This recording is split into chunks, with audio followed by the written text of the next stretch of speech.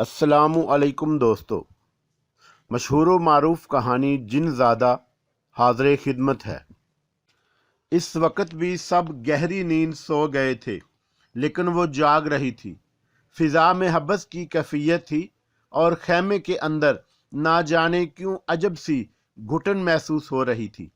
उसने इधर उधर देखा और खैमे से बाहर निकल आई। करबो जवार में रोशनियां बुझ चुकी थीं। मज़ार शरीफ की रोशनियां भी बुझा दी गई थी। बस बुलंदी पर एक पीले रंग का बल्ब रोशन था। दिन की रोशनी में नज़म और नसर खैमे से निकली थी, तो वो भी उनके पीछे चल पड़ी। फिर दोनों एक जगह खड़ी हो गईं और किसी सुराख में झांक रही थी। वो भी करीब पहुंची तो उसने भी वो रूह फर्जा मंजर अपनी आंखों से देखा। कोई कब्र थी जो खुली हुई थी और उसमें से मुर्दे का कफन झांक रहा था। वो जल्दी से पीछे हट गई। उसके दिल पर एक अजीब सा खौफ तारी हो गया। नज़म और नसर वहां से आगे बढ़ गईं, लेकिन वो मंजर उसकी जहन पर नक्श रहा। वो कब्र ज्यादा दूर नहीं थी जिसमें उसने मुर्दे को देखा था। दूर से ही खड़े होकर उस कब्र की तरफ और फिर आसपास की कब्रों पर निगाहें दौड़ाने लगी। उसी वक्त पीछे से दौड़ते हुए कदमों की आवाज सुनाई दी। कोई बेइख्तियार भागा चला आ रहा था और उसके मुंह से आवाजें निकल रही थी। छोड़ दे वली, बचा दे वली, छोड़ दे वली, अब नहीं करूंगा, यहां से चला जाऊंगा वली, माफ कर दो वली। ये एक टीम जनाना और एक नीम मर्दाना आवाज थी। दौड़ते हुए कदम उसके करीब आए और वह चौंका रास्ते में खड़ी थी, इसलिए एक इंतहाई जोरदार दोहत्थड़ उसकी पुश्त पर पड़ा और वह बुरी तरह लड़खड़ा कर गिरने लगी। दौड़ने वाला अपने दौड़ में आगे निकल गया। पता नहीं वो औरत थी या मर्द, लेकिन वो आवाज उसके मुंह से बराबर निकल रही थी। इधर अशीरा गिरने लगी तो अचानक किसी ने उसे बाजुओं से थाम लिया और फिर एक मदहम सी सरगोशी सुनाई दी, बिस्मिल्लाह। फिर वही सरगोशी उभरी, इस तरह बाहर ना निकला करें, ये गुजरगाह है और यहां से गुजरने वाले गुजरते रहते हैं। जाइए, आप बराहे करम अंदर तशरीफ ले जाइए। उसने चौंक कर आंखें फाड़ दी। उसे संभालने वाले का लमस जरूर महसूस हुआ, लेकिन उसका चेहरा, उसका जिस्म का हेओला, ऐसी कोई चीज उसे नजर ना आई। जब उसका तवाजन कायम हो गया तो वह सख्त दहशत ज़दा होकर इधर उधर देखने लगी। ये कौन था जिसने उसे निहायत नरम लहजे में अंदर जाने की तलकीन की? वो कहाँ गया? आसपास तो कुछ भी नहीं था। अचानक ही उसे यूं लगा जैसे उस पर बर्फ का बरादा फेंक दिया गया हो। पूरे बदन में शदीद सर्दी की लहरें दौड़ने लगी और वो लड़खड़ाते कदमों से खैमे की तरफ वापस चल पड़ी। बेमुश्किल तमाम गिरती पड़ती खैमे तक पहुंची और जल्दी से खैमे के अंदर दाखिल हो गई। उसका सांस धूकनी की तरह चल रहा था। हालांकि ना वो दौड़ती हुई आई थी और ना बहुत दूर से आई थी, फिर भी सांस बुरी तरह फूल रहा था। अंदर सब घोड़े बेचकर सोए हुए थे। वो जल्दी से आकर अपने बिस्तर में बैठ गई और उसने दोनों हाथों से अपना कलेजा पकड़ लिया। हाय अल्लाह, वो कौन था? कोई था तो जरूर, लेकिन नजर क्यों नहीं आया? ये कैसी गुजरगाह थी? वो कौन था जो छोड़ दे वली, बचा दे वली चीखता हुआ गुजरा था? रात की इस तारीकी में किसी को क्या मुश्किल पेश आई? फिर उसे वो वाकयात भी याद आए जो यहाँ के बारे में कहे जाते हैं। जिन ज़दा लड़कियों को यहाँ इलाज के लिए लाया जाता था, मज़ारात पर हाजिरी देती थीं उनके लवाहकीन के साथ। फिर जब उनकी सुन ली जाती थी तो फिर उन्हें हदायत होती थी कि फलां मज़ार से फलां मज़ार तक जाएं और वहाँ जाकर हाजिरी दें। उनके ऊपर जो भी साए होते थे उन्हें सरजंश की जाती थी कि वो उनके वजूद को छोड़कर, और अगर वो नहीं मानते थे तो फिर उन्हें सजाएं मिलती थीं। छोड़ दे वली, बचा दे वली, इसी सजा के नतीजे की आवाज हो सकती थी। बहरहाल वो ये तमाम बातें सोचती रही। उसे एक और वाकया भी याद आया। जब दादी अम्मा हयात थीं और एक मर्तबा वो किसी तकरीब में गए। वो हवेली नमा जगह थी और वहां एक बहुत ही पुराना बाग भी था जो हवेली के अहाते में ही था, लेकिन वहां जाड़ झंकार खड़े हुए थे। उसने एक निगाह उस जगह को देखा तो वो उसे इतनी हैबतनाक लगी कि वो वहां से फौरन ही भाग आई। दादी ने उसका सुर्ख चेहरा देखा तो बोली, कहाँ गई थी पगली? दादी अम्मा, उस तरफ ऐसी बुरी जगह है कि अल्लाह तौबा, ऐसी नहुसत बरसती है कि आप उधर जाओ तो आपको यूं लगता है जैसे झाड़ झंकार आपको खाने को दौड़ रहे हैं। तुझे खुदा समझे, वो हवेली का असीब ज़दा हिस्सा है, वहां आहना का बसेरा है, हवेली का कोई भी बंदा उधर नहीं जाता, तभी तो वो झाड़ झंकार पड़े हुए हैं। और तू देख कि खुले बालों वहां चली गई। एक तो अल्लाह रखे इस काली घटाओं के शहर को, बाल है कि तूफान की तरह उमटे चले आ रहे हैं। अरे दीवानी, कहती हूं कि उन्हें बांध कर रखा कर, खुले बालों वैसे भी आसमान तले नहीं जाना चाहिए। और फिर तेरे बाल तो अल्लाह तौबा कटवाने को भी दिल नहीं चाहता। हाँ, वो हैं ही क़यामत। और ये हकीकत थी कि उसके बाल इतने ज़्यादा, इतने घने और इतने लंबे थे कि हर लड़की और औरत उसको रश्क की निगाह से देखती थी। उससे पूछा जाता था कि बीबी, ये बाल बढ़ाने के लिए क्या तरीका इख्तियार करती हो? वो कुछ इख्तियार करती तो बताती, अहमकों की तरह पूछने वाले की सूरत देखती रह जाती। दादी अम्मा ने उसे खुलकर कहा था कि किसी वक्त वो अपने इन्हीं बालों का शिकार हो जाएगी। कोई हवा लग जाएगी उसे, कोई साया हो जाएगा, लेकिन वो हवा और साया उसकी समझ में आज तक नहीं आया था। आज जो ये सब कुछ हुआ था उसने उसे दहला कर रख दिया था। तरह तरह की शक्लें आंखों के सामने आईं तो उसने जल्दी से चादर अपने ऊपर लपेट ली। और जवानी की यही देन होती है, नींद है कि सर पर सवार रहती है। कैसी ही कोई मुश्किल, कैसी ही कोई बात हो, बस नींद आंखों में घुसी और पट से आ गई, सो वो भी गहरी नींद सो। और दूसरे दिन वो सब अपने घरों को वापस आ गए। कुछ दिनों के बाद एक और वाकया हुआ कि वो सोकर उठी तो तमाम मुलाजमों के क्वार्टरों के दरवाजे बंद थे। कुछ मुलाजम जो ड्यूटी पर थे वो अंदर थे और बाकी अपने क्वार्टर में आराम कर रहे थे। इमली का ये घना दरख्त उसे हमेशा से पसंद था और हकीकत भी यही थी कि उसके साये में धूप दम तोड़ देती थी। वो तेज कदमों से दरख्त की तरफ बढ़ गई और उसके नीचे पहुंच गई। बिलाशुबा यूं लगा था जैसे जहन्नम से निकलकर जन्नत में आ गई हो। माली की खाली चारपाई पर उसने कब्जा कर लिया और पांव लटकाकर बैठ गई। दरख्त के पत्ते लो से हिलकर एक दिलकश नगमा बखेर रहे थे। वो इस नगमे में गुम हो गई और थोड़ी देर के लिए अपने तमाम गम भूल गई। दूर दूर तक कोई नजर नहीं आ रहा था। ये वीरानी उसे अपने मुकद्दर की तरह महसूस हो रही थी। लेकिन इमली का ये दरख्त हमदर्द था। वो उसे गीत सुना रहा था। उसकी निगाहें एक चमकदार नुक्ते पर जम गईं और जहन ना जाने किन किन ख्यालात का मरकज बन गया। ना जाने क्या क्या सोचें दामनगीर हुई। अचानक उसे कदमों की आहट सुनाई दी और वो चौंक पड़ी। इस वक्त कौन है जो उसी की तरह सर फिरा है और बाहर निकल आया है?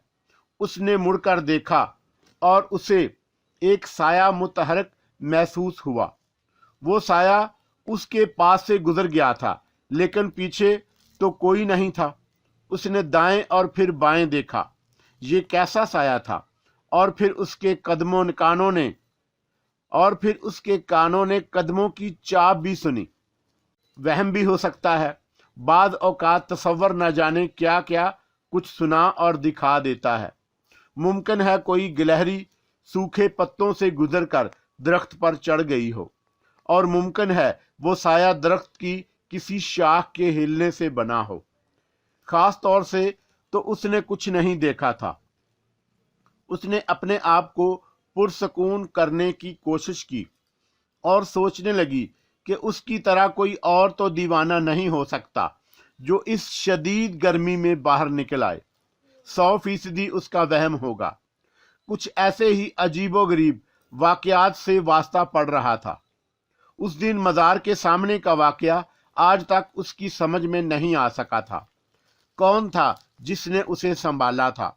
और फिर वो आवाज़ तो बिल्कुल वहम नहीं थी। वो इस आवाज़ को अपने जहन में इस वक्त भी सुन रही थी। बिस्मिल्लाह, इस तरह बाहर ना निकला करें, ये गुजरगाह है और यहाँ से गुजरने वाले गुजरते रहते हैं। और ये साया, तौबा है, किन अहमकाना हरकतों में पड़ती जा रही हूँ मैं भी। मेरा अपना भी साया हो सकता है जो मुड़ने से शायद पड़ा हो। वो अपने जहन से ये ख्याल झटकने की कोशिश करने लगी और फिर उसी चमकदार नुक्ते को तलाश करने लगी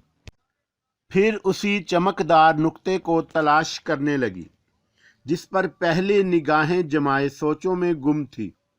ऐसे नुक्ते अक्सर नमूदार हो जाते हैं, मगर ये नुक्ता जो उससे थोड़े फासले पर एक दरख्त की जड़ में था, चंद ही लम्हों में वो नुक्ता उसे मिल गया। लेकिन इस बार वो बेख्याली के आलम में नजर नहीं आया था, बल्कि कोई ठोस हकीकत थी। उसने अपने इस चमकदार शय को गौर से देखा, जिसे वो सिर्फ पहले अपना ख्याल समझ रही थी। उसके बारे में मैंने अभी तक नहीं सोचा था। अब जो गौर किया तो उसे सफ़ेद सी चमकदार चीज़ नज़र आई, और ये चीज़ सिर्फ एक तसव्वुर नहीं बल्कि हकीकत थी। वो चारपाई से उठकर उसकी तरफ बढ़ गई और उसने उसे दूसरे दरख्त की जड़ से वो दूधिया रंग का खूबसूरत पत्थर उठा लिया जो दिल की शक्ल में तरशा हुआ था और उसके कुछ हिस्सों पर मट्टी लग गई थी। उसने ये मट्टी दुपट्टे से साफ की और उसे गौर से देखने लगी। क्या खूबसूरत पत्थर है, ना जाने कहां से आया, कीमती भी लग रहा है। मुमकिन है किसी जेवर से निकल गया हो, लेकिन इस दरख्त के नीचे कहां से पहुंच गया? और फिर उसकी तराश भी ऐसी नहीं थी, किसी जेवर से उखड़ा हुआ मालूम हो। उसके अलावा काफी पुराना भी मालूम होता है। वो पत्थर को हथेली पर रखकर हैरत से देखने लगी और उसने दिल ही दिल में तस्लीम किया कि वो बेहद हसीन और जाज़बे निगाह पत्थर है। उसे ये पत्थर बेहद पसंद आया और उसने सोचा कि अब इसकी तारीख तो उसे पता नहीं चल सकती कि कहाँ से आया, लेकिन इस काबिल है कि उसे अपने पास महफूज रखा जाए। हाँ, अगर किसी ने ये कहा कि उसके किसी जेवर का कोई पत्थर गुम हो गया है तो फिर उसे वापस कर दिया जाएगा। कोठी में मेहमान आते रहते हैं, बाग की सैर भी की जाती है। उनमें बड़े आदमियों की बेटियां भी होती थीं, बेगमात भी होती थी। मुअज़्ज़म अली के साहब के मिलने जुलने वालों की तादाद बहुत काफ़ी थी। अगर उसे कहीं से पता चला कि कोई किसी कीमती पत्थर की तलाश में है तो वो उसे वापस कर देगी। इस ख्याल के तहत उसने उसे मुट्ठी में दबाया और वापस चारपाई पर आ बैठी। लेकिन बैठने के बाद भी वो काफी देर तक पत्थर को हथेली पर रखकर देखती रही थी। बिल्कुल दिल की शक्ल का है, न जाने कौन से पत्थर से तराशा गया है।